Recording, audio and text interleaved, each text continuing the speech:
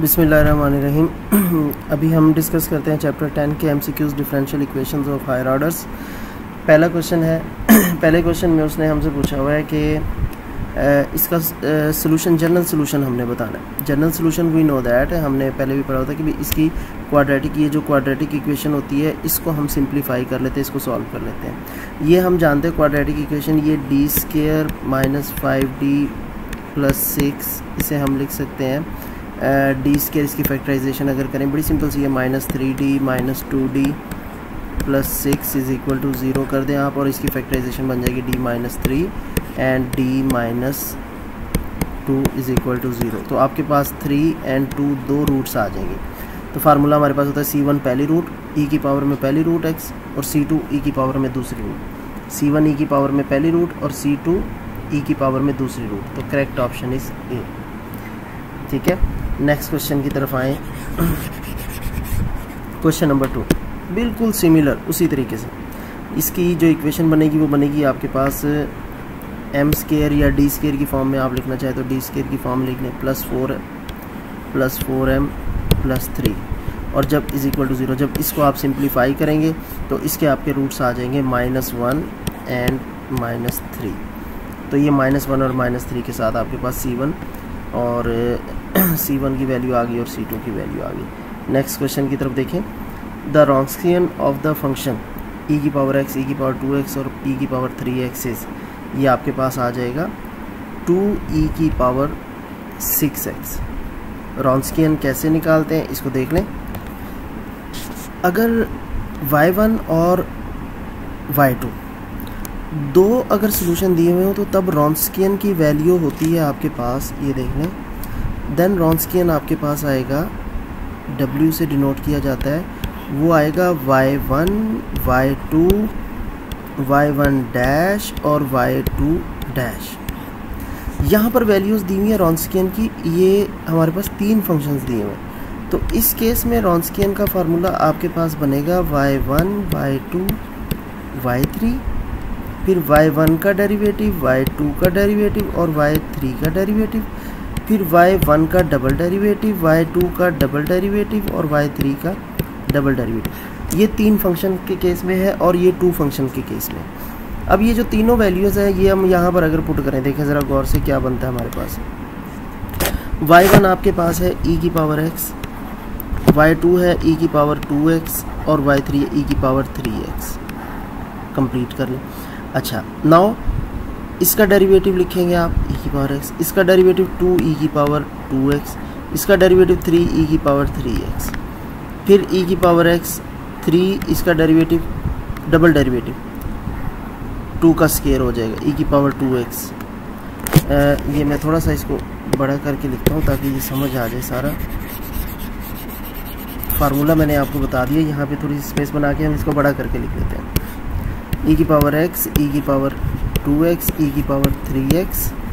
Now e की power x का derivative e की पावर x, इसका डेरिवेटिव 2e की पावर 2x, इसका डेरिवेटिव 3e की पावर 3x।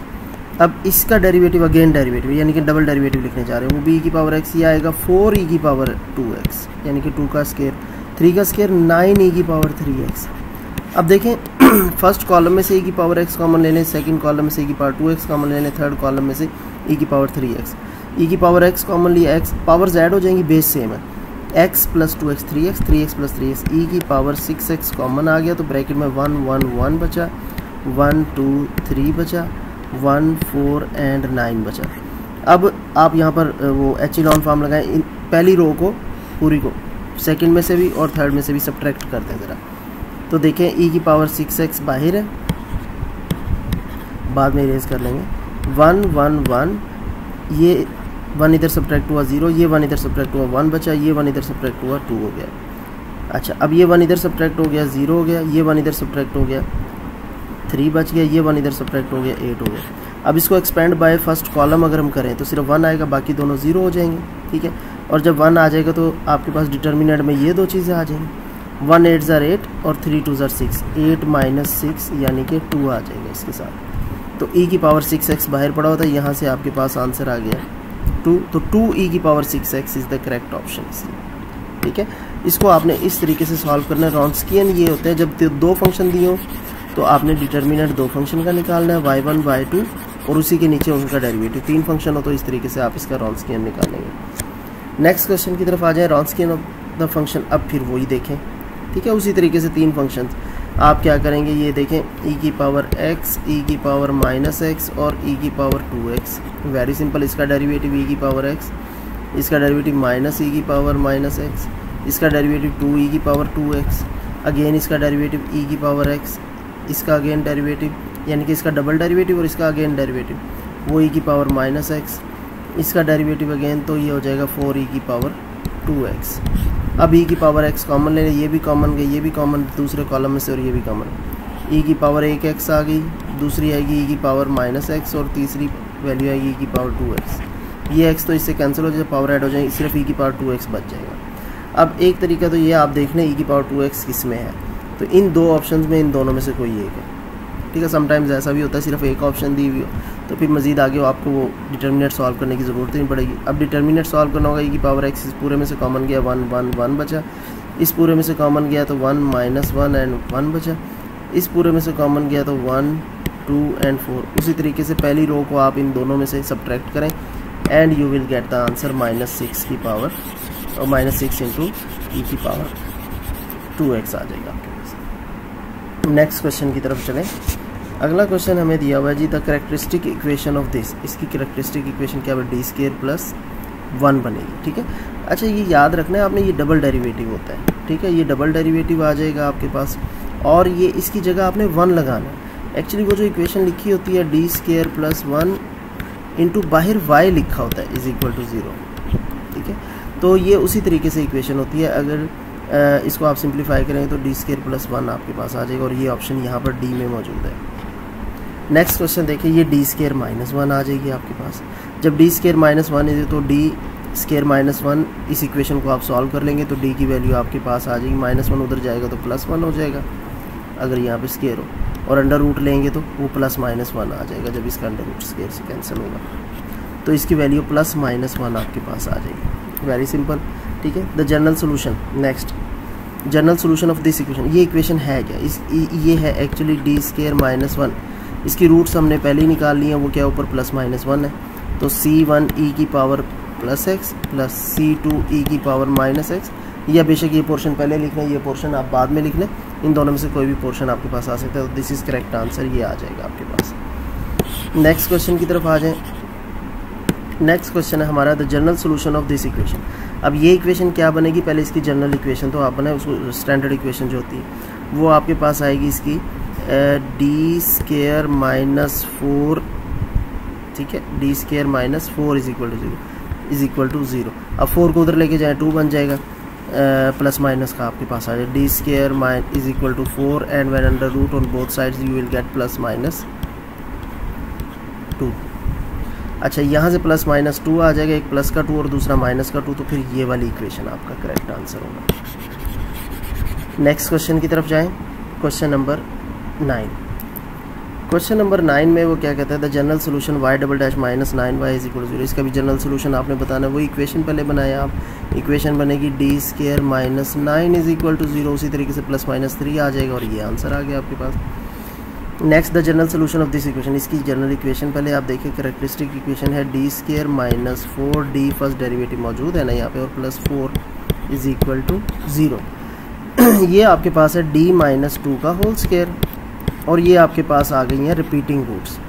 होल स्क्वायर = 2 2 दफ़ा आएगा, तो हमें याद होना चाहिए कि फार्मूला जब 2 दफ़ा होता है तो c1 + c2x और बाहरी की पावर, और अगर 3 दफ़ा होता है ये, यानी कि ये तो 2 2 दफ़ा आ गया ना, अगर 2 3 दफ़ा होता तो फिर ये होता है हमारे पास c1 + c2x + c3x², और वो जो रूट आ गई है वो बाहर आ जाएगी, वो जो 2 रूट आया है वो x की पावर के साथ आ जाएगा, ठीक है। इस तरीके से आप इस क्वेश्चन को सॉल्व कर लेंगे। नेक्स्ट पार्ट की तरफ आए। नेक्स्ट पार्ट है क्वेश्चन नंबर 11। रॉन्स्कियन उसने फिर पूछ लिया जी, रॉन्स्कियन के लिए दैट इज़ वेरी सिंपल, मैंने आपको बताया कि 3 वैल्यूज़ दी हुई हैं, इसका डिटर्मिनेंट बनाएं, पहला x लिखें, x² लिख दें और x³ लिख दें। नेक्स्ट आप x का डेरिवेटिव 1 आ जाएगा, इसका डेरिवेटिव 2x आ जाएगा, इसका डेरिवेटिव आपके पास 3x स्क्वायर। अगेन 1 का डेरिवेटिव इज 0, इसका डेरिवेटिव 2 और इसका डेरिवेटिव आ जाएगा 6x। अब आप देख लें, इसको कॉमन ले लें, ऊपर से आप x कॉमन ले सकते हैं या जो भी आपने कॉमन लेना है इसको एक्सपेंड करें। देखिए मैं ऐसा करता हूँ, ऊपर से x कॉमन लेता हूँ। जब मैं ऊपर से x कॉमन लूँगा तो मेरे पास देखिए वैल्यू क्या बचती है, बचेगा ऊपर 1, यहाँ पर x और यहाँ पर x का स्क्वायर, यहाँ 1, यहाँ 2x बचेगा और यहाँ 3x का, और x एंड वाले कॉलम, चले अच्छा बाद में कॉमन लेंगे उसको, एंड वाले में से भी देखिए ना कॉमन आ रहा है इस कॉलम में से, नेक्स्ट स्टेप पे उसको कॉमन ले लेंगे। अच्छा अब उसके बाद 0 एंड 2 एंड 6x। अब देखिए एक x कॉमन आ रहा है आपका कॉलम 3 से, कॉलम 3 से भी लें तो यहाँ पर स्क्वायर कर दें, ठीक है, और इस जगह पर जो है वो एक पावर आप इसकी कम कर दें तो ये बिल्कुल ही गया। अब देखें ये क्या बचेगा आपके पास, इसको सिंप्लीफाई कर लें, इस पहले को इसमें से माइनस करें रो को, जब इस रो को माइनस करूँगा देखें एक्स स्क्वायर बाहर है, ये वाली रो इधर से माइनस हुई तो ऊपर वाली रो तो एज इट इज़ रहेगी और ऊपर एक एक्स बच गया, इधर गया तो ये 0, ये एक्स इसमें से माइनस हुआ, 2x में से एक एक्स गया, एक्स बच गया, ये x में से 3x है नीचे और ये x इधर नीचे माइनस हुआ तो 2x बच गया, ये वाली रो एज इट इज़ आ जाएगी 0, 2 एंड 6। एक्सपेंड कर दें फर्स्ट रो से एक्सपेंड करेंगे तो आपके पास जो बचेगा डिटर्मिनेंट वो ये वाला बचेगा, और इसको जब आप मल्टीप्लाई 6x इंटू ये क्या बचेगा देखिए 6x माइनस, और ये जब इससे मल्टीप्लाई होगा 4x तो यहाँ से निकल के आ जाएगा 2x, तो 2x ये आ गया डिटर्मिनेंट में से निकल के, और x स्क्वायर बाहर पड़ा हुआ है, मल्टीप्लाई होंगे यानी कि x स्क्वायर, और जब इस डिटर्मिनेंट को सॉल्व करेंगे तो आपके पास आ जाएगा 2x, this is actually becomes 2x का क्यूब। तो देखें करेक्ट ऑप्शन आपके पास यहाँ पर ये मौजूद है 2x का क्यूब। वैसे भी बोल्ड की हुई है ये करेक्ट ऑप्शंस, इनको आप अच्छे तरीके से देख लें और खुद भी थोड़ा सा ये वर्किंग, लेकिन ये साथ साथ करें, एग्ज़ाम में इस तरह के क्वेश्चंस आ सकते हैं और बड़े फ्रीक्वेंटली पूछे जा सकते हैं ये क्वेश्चंस। नेक्स्ट क्वेश्चन की तरफ आ जाएं, ये है x वही सेम 2 का रॉन्स्कियन दिया हुआ, तो ये तो बहुत आसान दिया हुआ है। देखें आपके पास e की पावर 3x है और दूसरा है e की पावर माइनस 3x है, इसका डेरिवेटिव लेंगे तो 3e की पावर 3x, इसका डेरिवेटिव लेंगे तो माइनस 3, डेरिवेटिव पावर का पहले आ जाएगा माइनस 3x। अब देखें e की पावर 3x पहली रो में से कॉमन ले लें और दूसरी रो में से e की पावर माइनस 3x कॉमन ले लें, तो ब्रैकेट में 1 1 और ये 3 बचा आपके पास एंड ये माइनस 3 बच गया आपके पास। अब ये देख लें क्या वैल्यू बचती है जी, ये तो हो जाएगा आपका पावर ऐड हो जाएंगी, e की पावर 0 इज इक्वल टू 1 बन जाएगा, और यहाँ पर 1 माइनस 3 ज़र माइनस 3, दरमियान में नेगेटिव साइन, 3 1 ज़र फिर 3, और ये माइनस का 6 आपके पास करेक्ट ऑप्शन यहाँ पर मौजूद है। क्लियर क्लास, इसको देखिए क्वेश्चंस को आपने देख लिया कैसे तरीके से सॉल्व करना, ये ज़्यादा मुश्किल नहीं है। रॉन्स्कियन का टॉपिक जो है वो भी बहुत आसान सा टॉपिक है, उसको आपने जस्ट इस तरीके से सॉल्व कर लेना है। नेक्स्ट क्वेश्चन की तरफ आ जाएँ। क्वेश्चन नंबर 13 है F of X is equal to e power ax and f of a is not equal to 0, then the particular integral for the non homogeneous differential equation। हमें पता है particular integral क्या करते हैं, simple F of ए को उधर divide कर देते होते हैं, ठीक है। इसके हम ये जो यहाँ पर वैल्यू मौजूद होती है ई की पावर में मौजूद होती है जो वैल्यू, ठीक है, एफ ऑफ डी है, जैसे आपने ये यहाँ पर लिखा हुआ एफ ऑफ डी, तो एफ ऑफ डी जो है एफ ऑफ एक्स ये है, वहाँ पर ये डिवाइड हो जाएगा। एफ ऑफ डी हम इस तरीके से लिखते होते थे Y of P particular integral 1 over वो फंक्शन ऑफ डी नीचे जाता था, ठीक है, और इस साइड पे पूरा आपका एफ ऑफ एक्स आ जाता था।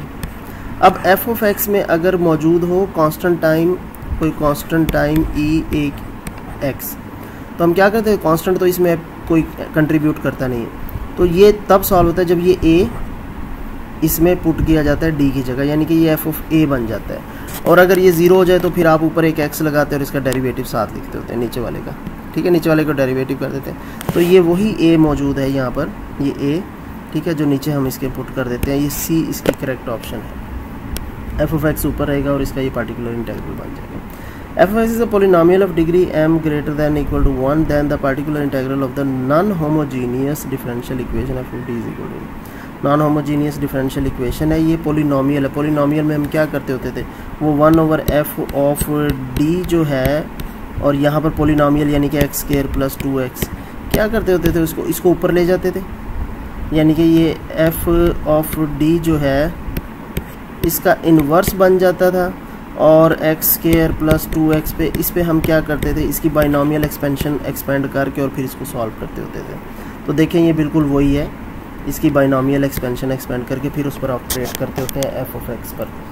नेक्स्ट क्वेश्चन देखें, F of X is the function of X then the particular integral of the nth order non homogeneous differential. Non homogeneous ये वो शिफ्टिंग थ्योरम जिसे मैंने बताया था, e की पावर ए एक्स जो है वो, ये जैसे e की पावर ए एक्स भी मौजूद हो और फंक्शन भी मौजूद हो तो शिफ्टिंग प्रॉपर्टी लगाते होते हैं, e की पावर ए एक्स बाहर आ जाता है और उसमें d में d प्लस a कंट्रीब्यूट हो जाता है। अच्छा, क्वेश्चन नंबर 16 को देखें, the particular integral of the differential equation. इस डिफरेंशियल इक्वेशन का पार्ट दूसरी साइड पे सिर्फ x है, ठीक है। इसका y ऑफ p कैलकुलेट करना है आपने। y ऑफ p क्या आएगा, ये जब दूसरी साइड पे जाएगा तो ये this becomes d square plus 4 इसकी पावर -1 और इसको x पे ऑपरेट करना और इसको फर्स्ट डेरिवेटिव तक आपने एक्सपेंड करना है। तो जब आप इसको एक्सपेंड करेंगे फर्स्ट डेरिवेटिव, ये 4 कॉमन ले लेंगे क्योंकि इसको 1 + d स्क्वायर बनाना होता है। तो 4 की पावर -1 कॉमन आ गया बाहर आपके पास, तो ये बच जाएगा 1 इस 4 की जगह, और d की जगह क्या हो जाएगा आपके पास, ये d स्क्वायर बाय 4 इसकी पावर -1 और x। अब ये 1/4, अब इसको जब आप एक्सपेंड करेंगे 1 + nx होता है, प्लस की जगह ये -1 आ जाएगा, x की जगह d स्क्वायर बाय 4 मौजूद है। अब ये तो सेकंड डेरिवेटिव आ गया ना, हमें कहाँ तक 1 पावर तक एक्सपेंड करना होता है, ठीक है।